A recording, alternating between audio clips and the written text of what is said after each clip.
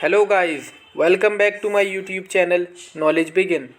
My name is Mohammad Tauseef Khan और आज का हमारा टॉपिक है the king and the crown. और किंग की पावर्स क्या हैं हम ये भी देखेंगे और किंग और क्राउन के बीच में डिफरेंस क्या है ये भी देखेंगे।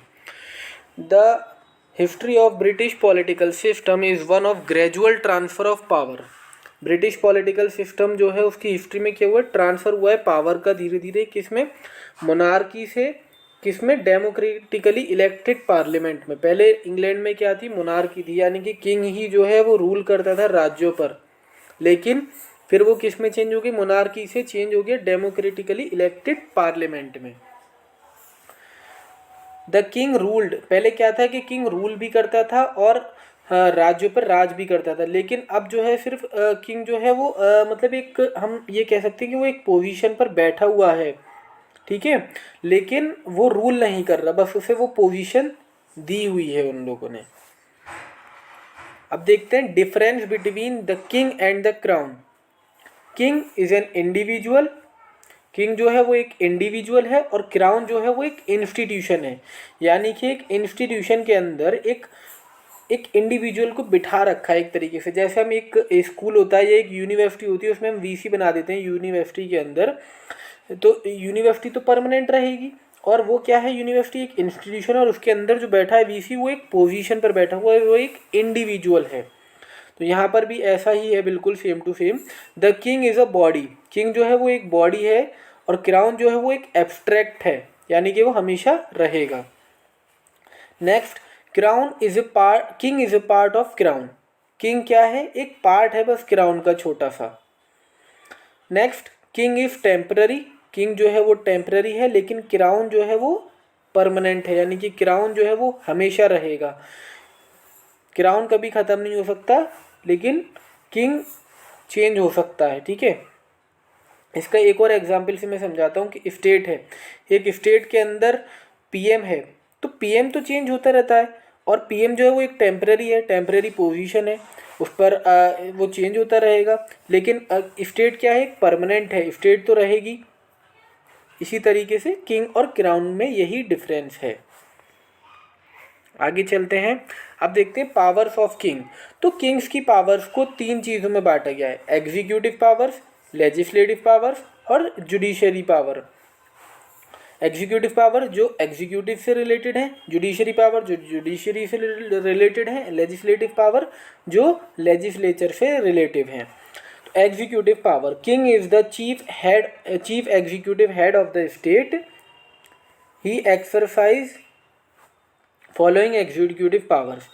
अब एग्जीक्यूटिव पावर्स को भी अलग अलग करके देखा गया है। देखिए सबसे पहले फर्स्ट में, powers related to council of ministers, मतलब वो पावर जो काउंसिल ऑफ मिनिस्टर से रिलेटेड है। तो इसका सबसे पहले क्या है, appoints the prime minister,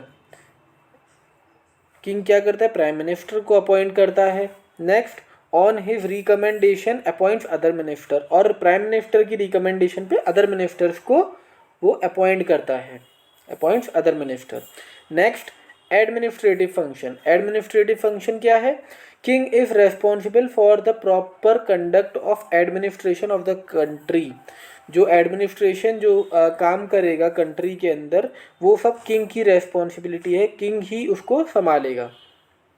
next, control over appointment, जितने भी हाई ऑफिशियल्स होते हैं उनको कौन अपॉइंट करता है, वो किंग ही अपॉइंट करता है, लेकिन किसकी रिकमेंडेशन पे, पीएम की रिकमेंडेशन पर करता है। High executive functionaries and administrative officers are appointed by the king and remove from office by him, उन्हें हटा भी सकता है और अपॉइंट भी करता है। लेकिन ये दोनों ही चीज़ें, वो दोनों ही काम ये किसके कहने पर करता है, on the recommendation of prime minister, prime minister की रिकमेंडेशन पर ही करेगा। नेक्स्ट, मिलिट्री पावर, किंग जो है वो कमांडर इन चीफ कहलाता है सारी फोर्सेस का इंग्लैंड के अंदर। नेक्स्ट, डिप्लोमेटिक पावर, ही अपॉइंट्स एम्बेसडर, डिप्लोमेटिक पावर जो दूसरी कंट्रीज से कोई पॉलिसी साइन करनी है, कोई रिलेशन। डिप्लोमेटिक पावर जो किसी के साथ एम्बेसडर, यानी कि he appoints ambassador and high commissioner in other countries, कि दूसरी कंट्रीज़ में एम्बेसडर और हाई कमिश्नर भेजने हैं तो उन्हें भी यही भेजता है, इन्हें कहते हैं डिप्लोमेटिक पावर्स, उन्हें अपॉइंट यही करता है यानी कि king. Next, protection of public property. He is the owner of all public property, सारी पब्लिक प्रॉपर्टी का ओनर यही है और उसका प्रोटेक्शन भी इस किंग के हाथों में ही है। Next, to issue executive orders.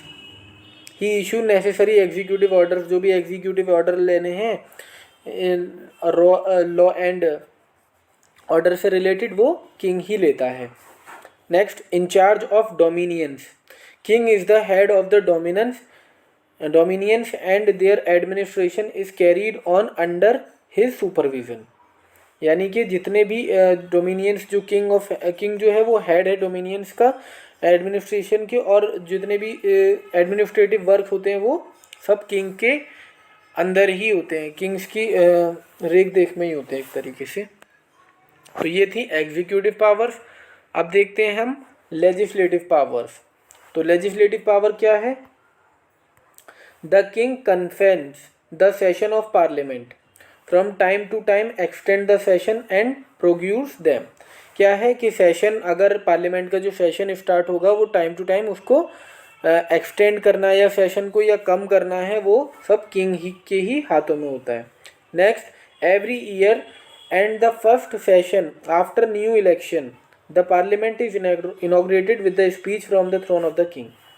जो नया सेशन जो स्टार्ट होगा, ये एक तरीके से वहाँ की परंपरा है कि नया सेशन जो स्टार्ट होगा पार्लियामेंट में, वो पहले किंग की स्पीच से इनॉग्रेट होगा। इनॉग्रेशन जो होगा वो किंग की स्पीच के साथ होगा, वो अपने थ्रोन से स्पीच देगा, उसके बाद ही जो है वो आगे पार्लियामेंट में जो उसका फर्स्ट सेशन जो है वो स्टार्ट होगा। तो ये भी एक काम है जो किंग ही करते हैं, ये लेजिस्लेटिव पावर में आ जाती है। Next, king gives approval over the bills pass by the parliament. जो बिल पास्ड होते हैं पार्लियामेंट से, उन पर अप्रूवल भी किंग ही देंगे। Next, king can dissolve the House of Commons even before the expiry of terms. कि अगर उसे डिसॉल्व करना है कभी हाउस ऑफ कॉमन्स को, तो वो उसको डिसॉल्व कर सकते हैं, ठीक है, in case of need and announcement of new election. अगर न्यू इलेक्शन कराने हैं तो वो पुराने उसको डिसॉल्व कर सकते हैं हाउस ऑफ कॉमन्स को, भले ही उसका एक्सपायरी टर्म ख़त्म ना हुआ हो, जो भी हो, लेकिन वो उसको ख़त्म कर सकते हैं। Next, peers. The members of the House of Lords are appointed by king. House of Lords के मेंबर को भी जो है वो किंग ही अपॉइंट करते हैं, उनका अपॉइंटमेंट किंग के द्वारा किया जाता है। तो ये थी लेजिस्लेटिव पावर्स। अब देखते हैं जुडिशियल पावर, यानी कि जो जुडिशरी से रिलेटेड है।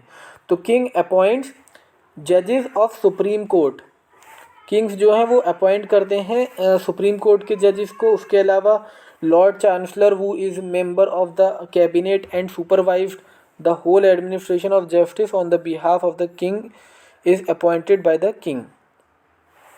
जैसे हमारे यहाँ चीफ जस्टिस ऑफ इंडिया होते हैं, इसी तरीके से लॉर्ड चांसलर एक मेंबर होते हैं कैबिनेट के, जिन्हें सुपरवाइज करते हैं, एडमिनिस्ट्रेशन करते हैं जस्टिस का। वो किसके बिहाफ पर करते हैं? वो किंग के बिहाफ पे करते हैं, और उनका अपॉइंटेड भी उन्हें कौन करता है? लॉर्ड चांसलर को किंग ही करते हैं। King is appointed by the king. Next, king can grant pardon for the punishment awarded by the court. अगर किसी को कोई सज़ा मिली है ना, तो अगर किंग चाहे तो उसकी सज़ा को माफ़ कर सकते हैं या फिर कम करवा सकते हैं। जैसे किसी को अगर फांसी की सज़ा मिली है तो उसको उम्र कैद की सज़ा दिलवा दें, तो या फिर उसको चाहे तो बिल्कुल पूरी तरीके से माफ़ करवा सकते हैं। ये पावर भी किंग के पास होती है। Next, king hears appeals against the decision of the high court of dominions and colonies. जो हाई कोर्ट के जो अपील्स होती हैं या डोमिनियंस कॉलोनीज़ का डिसीजन होता है, उसको किंग हियर करते हैं। हियरिंग उसकी किंग की मौजूदगी में ही होती है, हम ये कह सकते हैं एक तरीके से। तो ये थी जुडिशियल पावर। तो हमने सबसे पहले देखी एग्जीक्यूटिव पावर, उसके बाद लेजिस्लेटिव पावर, फिर जुडिशियल पावर। ये थी सारी पावर्स किंग की और क्राउन और किंग के बीच में डिफरेंस। आई होप आप सबकी समझ में आ गया होगा। अगर कोई दिक्कत हो तो आप मुझे कमेंट करके बता सकते हैं। प्लीज़ मेरे चैनल को सब्सक्राइब करिए और मुझे सपोर्ट कीजिए, और मेरे वीडियो को भी लाइक कीजिए। Thanks for watching.